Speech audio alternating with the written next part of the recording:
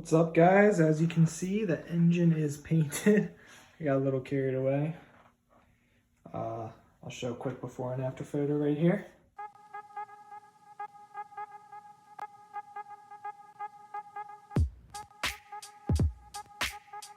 Anyway, yeah, got a little carried away. Prepped the engine, painted it. I'm really happy with how it turned out. The paint's real smooth. Feels durable, looks durable. And this turned out very nice. As you can see, it's very smooth, very glossy.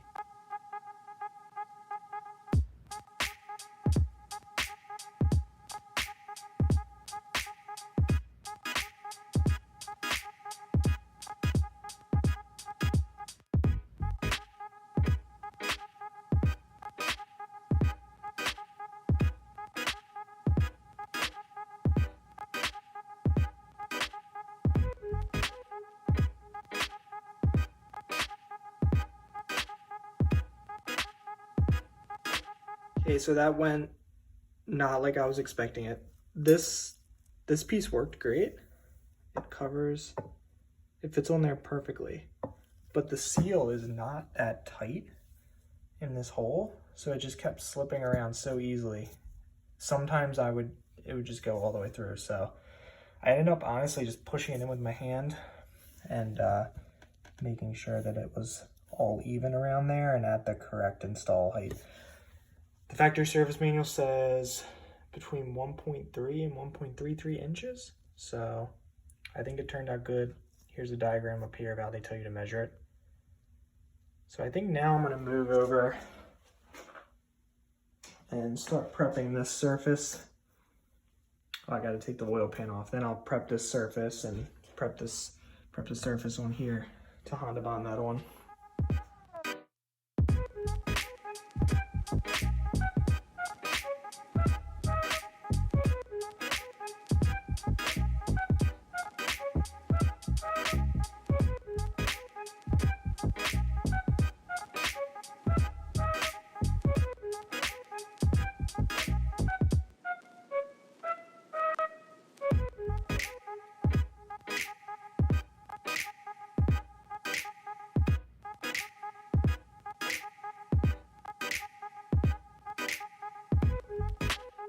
So as you saw, double check the torque on these bolts and the tensioner bolts, they're good. Prepped all the surfaces, so they're all looking good. I actually forgot about this one, so I just had to prep that. It doesn't look as good as the other ones because I couldn't really get in there as well with the chain in the way, and I also didn't want to get a bunch of gunk on the chain. So now we have this little gasket in here. So now we're going to Honda bond these edges, Honda bond around where the where the VTC solenoid goes. Then we're going to Honda bond this guy, that, and that will be it. There's one more thing I forgot before we stick this on. I got to stick the little crank trigger wheel back on, and then we're good to go.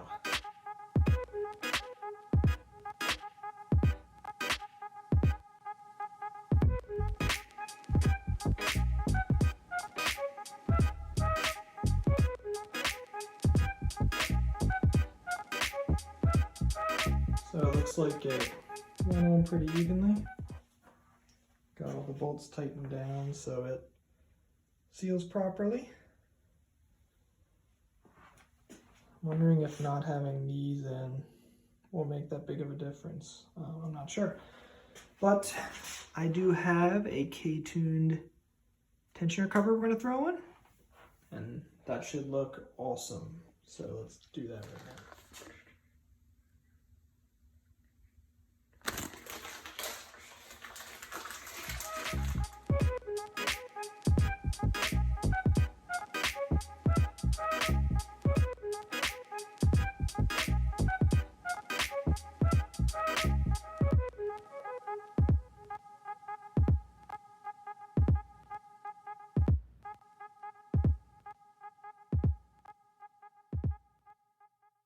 Man, the front of the engine is really coming together.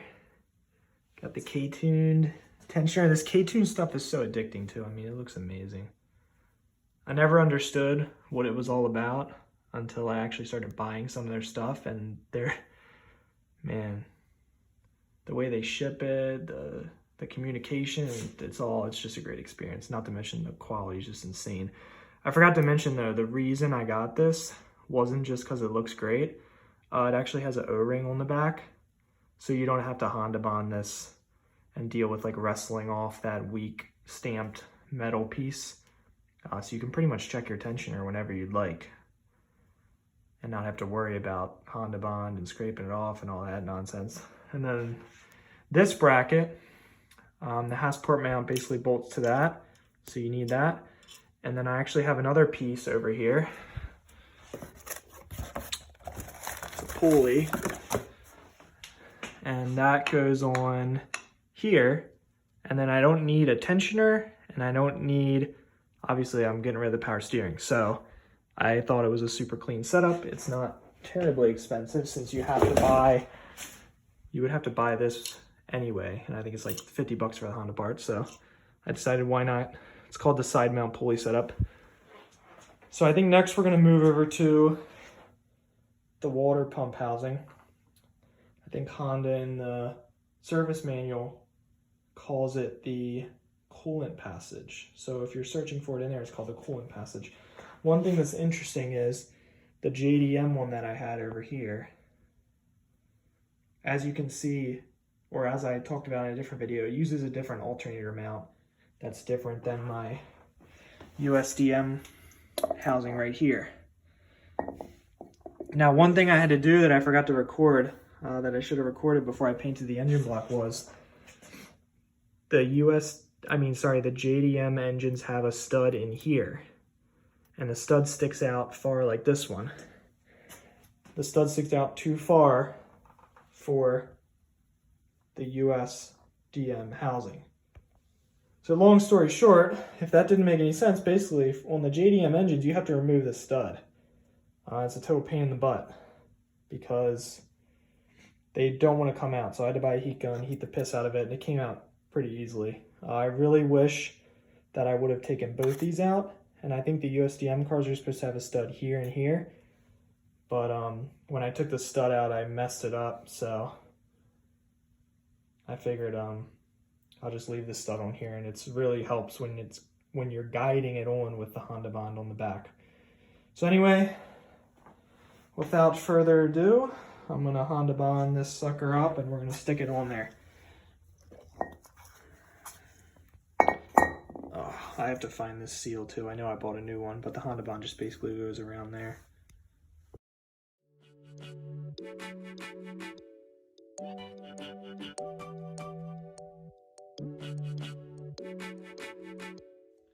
Got our new O-ring right here. Just goes right in there.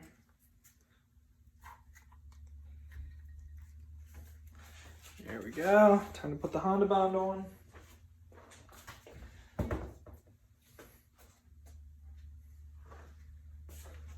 This was a brand new Honda bond, and it's like destroyed because it does not come out of there. I think it's a little too cold in the garage. It's just brutal. It's so hard.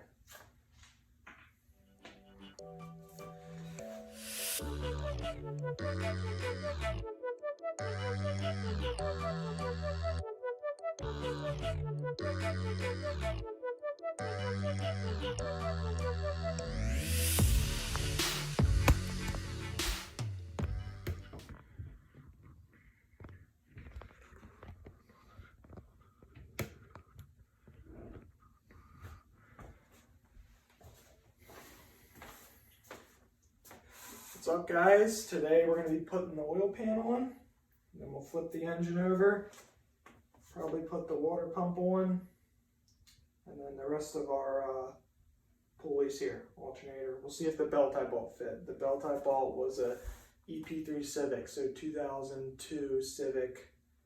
I guess is that an SI? Yeah, bought that belt, so we'll see if that fits. Let's get started.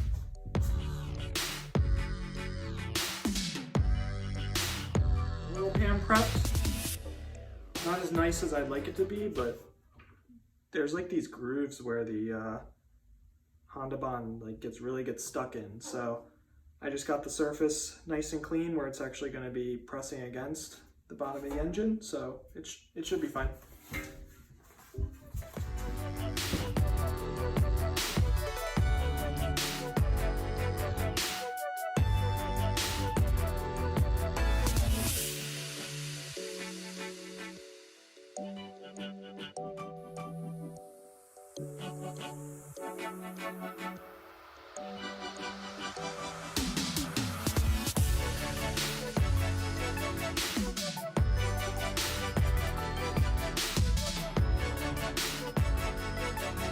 So there we go, oil pan installed. All the bolts are tightened down. I think my drain plug's still a little loose. I'll make sure to tighten that before I turn it over. It's not the prettiest oil pan, but it'll probably get dented anyway, so. Now we can flip this thing over. I think next we'll probably put the water pump on. It's a little crusty around here, but when I pulled this from the junkyard, there was a bunch of coolant in the housing, so it must be good enough to seal. So we'll go ahead and drill it off.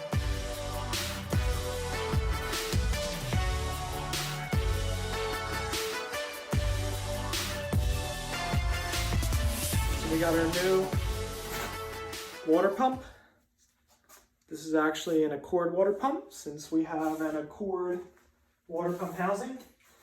I'm pretty sure the TSX one will bolt on here just fine, but since we're using the Accord water pump housing, I got an Accord one, so we can use the Accord alternator, and then we're going to be using an Accord crank pulley. It's probably fine to mix and match that stuff, but I just wanted to be safe, so we're doing all Accord stuff.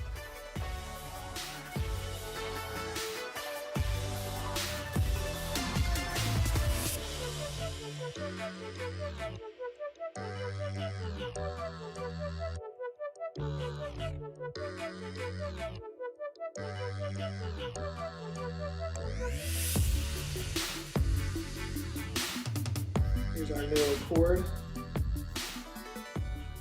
24A.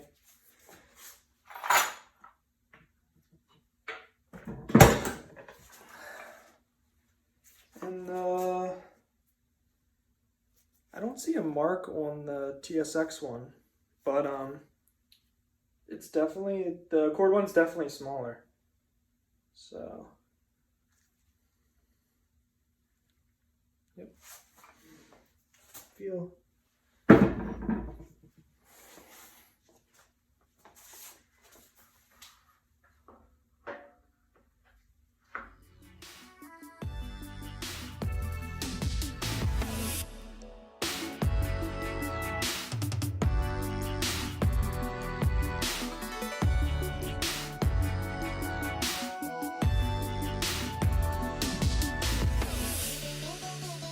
Try to get a belt from K24. I know they sell a bunch of custom length belts, so we'll get one of those.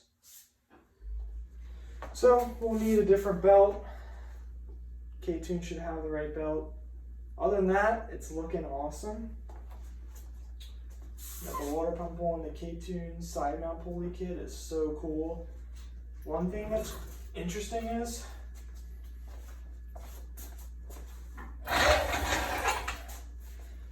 with this side mount, you can actually cut off this tensioner bracket, and it makes room for a bigger intake manifold, and that's actually what it was designed for.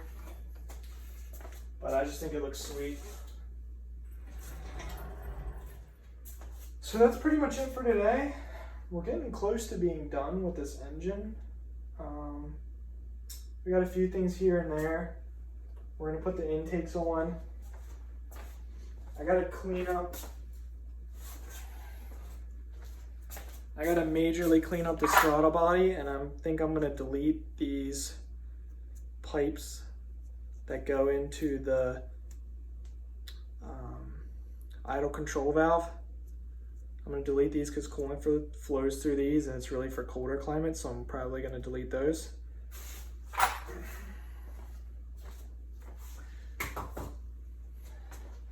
And then we're gonna move on to wiring, and I got some really interesting tips for the wiring harness. We're using a automatic 2002 to 2004 RSX base model engine harness, so we're going to have to add a vehicle speed sensor to that, but we'll mock it up all in the engine, make sure we got it right, and then after that we'll be ready to prep the car to drop this engine.